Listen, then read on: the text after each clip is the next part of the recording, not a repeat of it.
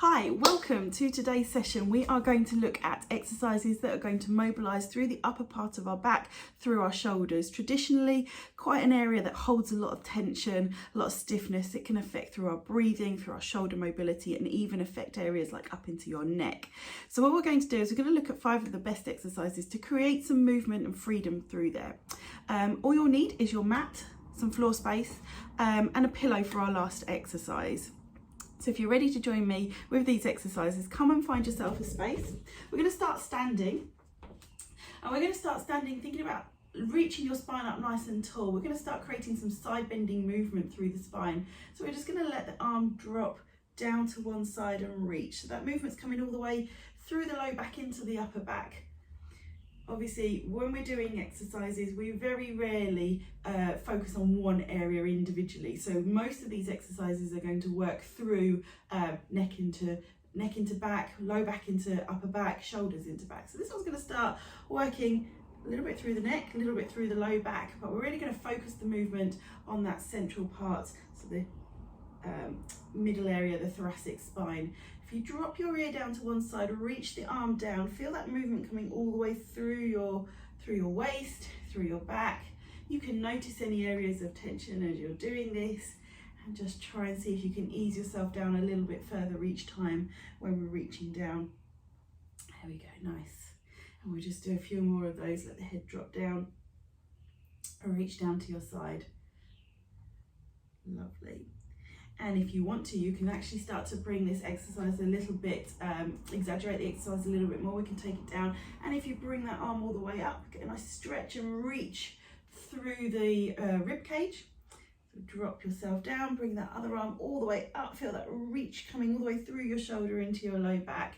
But it's really working through that whole area through your spine. There we go. We'll just do a couple more to each side with these.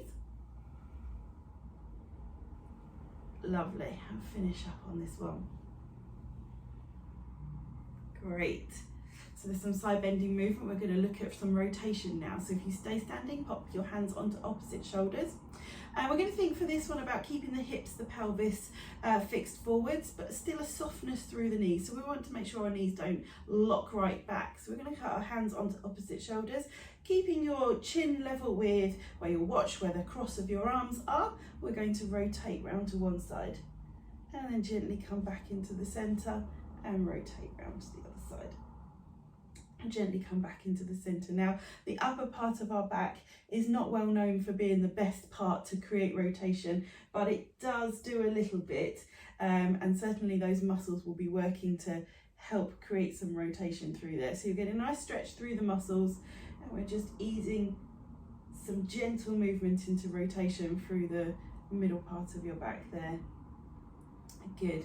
So let's just try and focus to make sure that the hips don't travel with us. If the hips come with you, you can get a lot further around, but we want to try and focus into that central section through there. So we're going to just ask the hips to stay facing forwards as we just do a couple more of these rotations.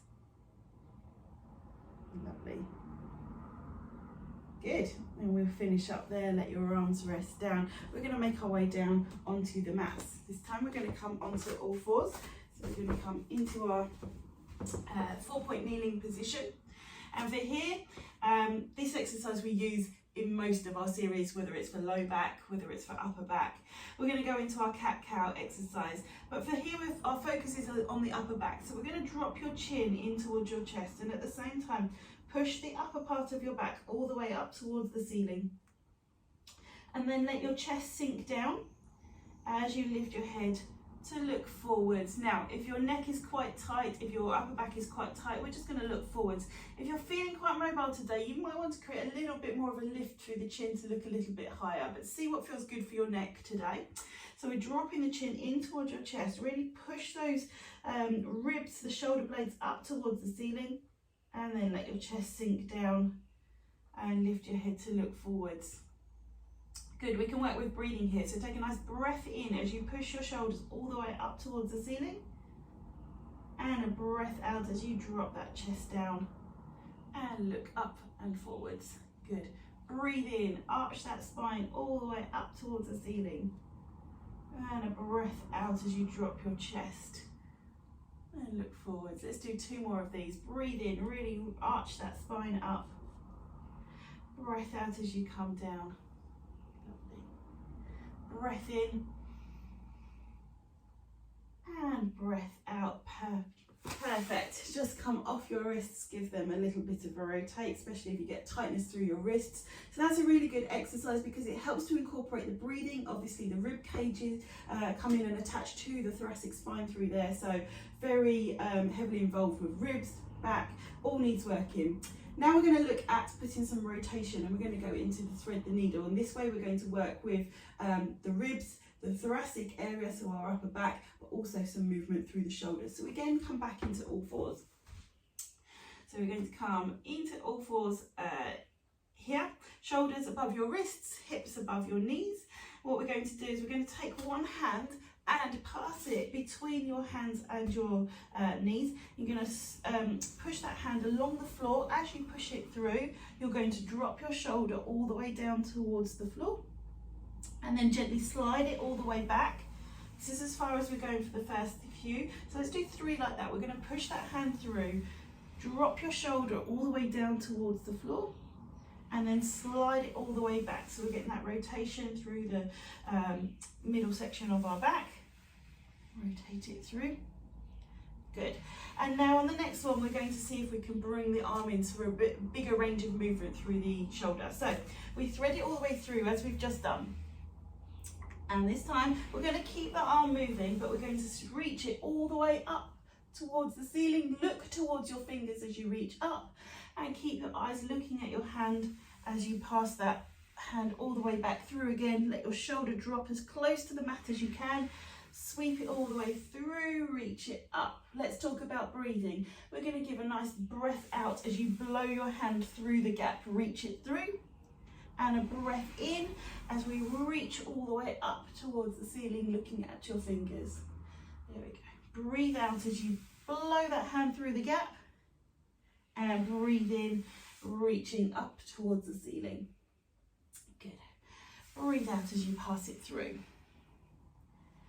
And breathe in. Let's just rest there. We need to balance up on the other side now, so we're going to take that other hand.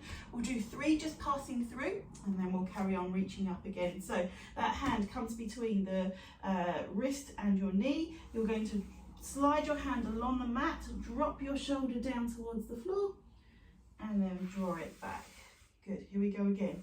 Pass it through. Let's try and work to drop your shoulder as close to the mat as you can. Don't force it. Go with what feels comfortable, but hopefully each time we slide through we get a little bit deeper down into that stretch. Lovely. And now we're going for the full reach.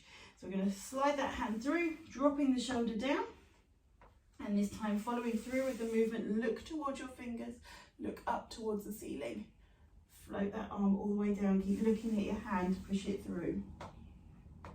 Good. And then slide it back. Nice and slowly, looking all the way up towards your fingers. Here we go with the breath. You're going to breathe out, blow that hand through the gap. Breathe in as we open the ribs to lift, and breathe out as you slide it through, drop it down. Good. Breathe in, reaching up, breathe out, float it through. Here we go, last one on this side. Breathe in, reach. Lovely. And place that hand back down. Fantastic. Okay, so we're going to now look at the last bit of mobilisation through the upper part of the back, and we're going to really use the shoulder to help you out. For this one, you need to grab your pillow. Just going to grab mine. There we go. And we're going to come down and lie onto your side. So you need to make sure you've got space all the way around you. Head's going to rest down onto your pillow, with your arms pressed out in front of you. So for here, we just want to be comfortable through our spine. So bend your knees in front of you, make yourself nice and comfortable through your low back. Both hands are out in front. We're just going to work with that top hand though. We're going to lift and trickle the fingers from the top hand all the way around your body, and reach it as if you were drawing a circle in the sand around you. Now, as you go round behind you, you will probably notice, unless you're super flexible, that your arm doesn't make that complete circle, and you're certainly not able to keep your fingers in contact with the floor. So just work with what your shoulder allows you to do. Sweep that hand around. We're going to allow the spine to rotate as you go round. Sweep round in a nice big circle and reach that arm all the way forwards. For this one, because we're trying to get as much mobility and our focus is movement, we're going to allow the hips to come round with us a little bit. So here we go again. Take that hand, float it around your body, keep reaching and stretching. Use that shoulder to guide that movement through your spine as you rotate round. I haven't quite got full range of movement here because of the wall, but you'll keep your arm nice and straight as you sweep it around. There we go. We're going to reach all the way round, drawing those nice big circles, reaching across. Each time you go around, you're going to see if you can stretch a little bit further. So this works really well because those shoulder blade muscles or the shoulder girdle muscles all work kind of in towards the spine as well. So if we can keep those nice and mobile, it's going to have a nice big effect on what's going on through the upper back there. Lovely. So when you've done a few on that side, we're going to spin over. I'm going to go over, face the wall, so you can see what it's looking like from the other side. You can just flip over onto your other side. Here we go. So again, I've got my top arm on top of the bottom arm.